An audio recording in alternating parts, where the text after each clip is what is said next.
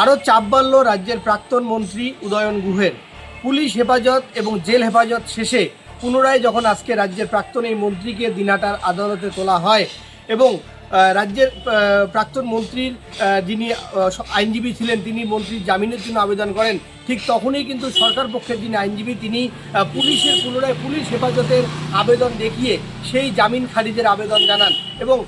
আদালত সেই একেবারেই বলতে গেলে পুলিশের যে পুলিশ হেফাজতের যে আবেদন সেই আবেদনকেই কার্যত কিন্তু মান্যতা দিল। প্রসঙ্গত দিনহাটা পুরসভার হাউজিং ফর অল প্রকল্প এবং সেই সাথে দিনহাটা হাসপাতালের শিশুমঙ্গল সমিতির আর্থিক দুর্নীতি মামলায় গত 17ই জুন কলকাতার ফুলবাগানের নিজস্ব বাড়ি থেকে গ্রেপ্তার হয়েছিলেন রাজ্যের এই প্রাক্তন মন্ত্রী। তারপর থেকে 18ই জুন দিনহাটা SSM আদালতে কিন্তু তোলা হয় আর তারপর থেকে পালাক্রমে চলতে থাকে এক এক করে কিন্তু জেল হেফাজত, পুলিশ হেফাজত, একাধিক কিন্তু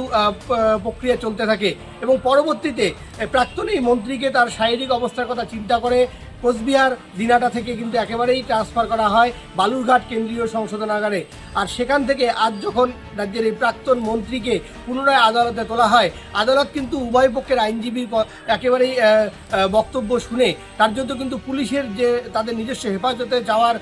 যে আবেদন সেই আবেদনে সাড়া দিয়ে পুনরায় কিন্তু 5 দিনের পুলিশ হেফাজতের নির্দেশ দেয়। আগামী 18ই জুলাই রাজ্যের এই প্রাক্তন মন্ত্রীকে পুনরায় কিন্তু দিনহাটা SSM আদালতে তোলা হবে। শুধু তাই নয়, সেই সাথে বলতে গেলে তার সঙ্গে কিন্তু আরও একাধিক নতুন করে মামলা যুক্ত হয়েছে। একই সাথে দিনহাটা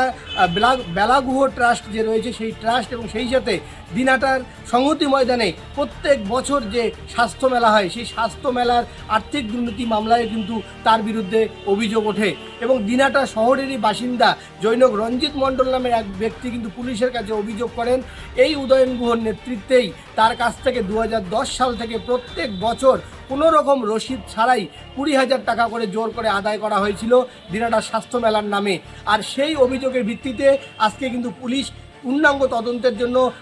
উদয়ন গুহর মামলার যে একাধিক চলমান যে মামলাগুলো রয়েছে সেই মামলার সাথে এই মামলাটিও পুটিং করার আবেদন জানান এবং পুলিশ কিন্তু সেই আবেদনও বলতে গেলে সাড়া দেয়। সব মিলিয়ে বলতে গেলে এই মুহূর্তে উদয়ন গুহর বিরুদ্ধে মোট 4টি মামলা রয়েছে। তার মধ্যে দিনহাটা পুরসভার হাউজিং ফর অল প্রকল্পের আর্থিক দুর্নীতি, দিনহাটা শিশুমঙ্গল সমিতির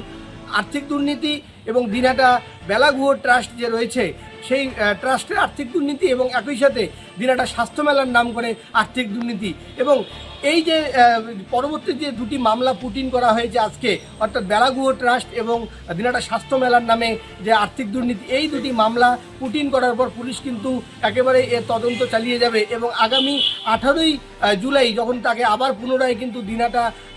আদালতে তোলা হবে পুলিশ হেফাজত শেষে, তখন দেখার এই 2টি মামলায় আদালত কী রায় দেয়। সব মিলিয়ে বলতে গেলে এই মুহূর্তে কিন্তু কার্যত অনেকটাই চাপে রয়েছেন রাজ্যের এই প্রাক্তন মন্ত্রী এবং 18ই জুলাই তাকে যখন পুনরায় আদালতে তোলা হবে তার যে জামিন পাওয়ার আশা অনেকটাই ক্ষীণ, সেই ব্যাপারে কিন্তু একেবারেই শঙ্কা প্রকাশ করছেন আইনজীবীরা। ছিলেন এদিকে বালুরঘাটের সংশোধনাগারে, এদিকে সেখান থেকে আজকে কোর্টে তোলা হয়েছিল এবং যেটা ওই আবাস দুর্নীতি যোজনার যেটা আর একটা মোকদ্দমা, সেই মোকদ্দমায় তাকে পুলিশ 14 দিনে পিসি পেয়ার করেছিল, নামের তো সব কিছু বিবেচনা করে তার ওই 5 দিনের পিসি এলাও করেছিল।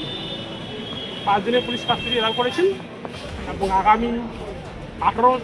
জুলাই তাকে আবার কোর্টে তোলা হবে এই কেসে তদন্ত করার জন্য। কোর্ট 5 দিনের পিসি এলাও করেছেন পুলিশকে সঠিকভাবে তদন্ত করার জন্য এবং কত এডিশনাল টাকা কালেকশন করা হয়েছে, কী করা হয়েছে এইসব ব্যাপারে তাকে মামলায় করা হলো এবং কে করেছিল জানতে পারা যাবে। এটা একটা সুমোটো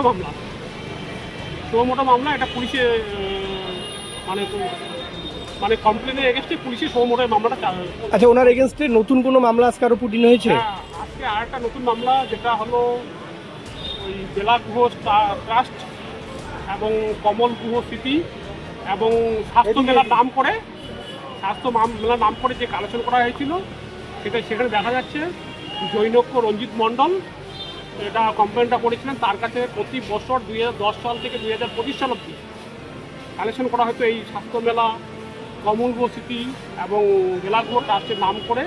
কালেকশন করা হয়তো। সেটাতে এই ব্যক্তি যে কমপ্লেন করেছিল তার কাছ থেকে 20,000 টাকা প্রতি বছর নেওয়া হতো এবং তার কোনো আরও অনেকের কাছে নেওয়া হতো, তার কোনো রসিদ দেওয়া হতো এবং এই ব্যাপারে পুলিশ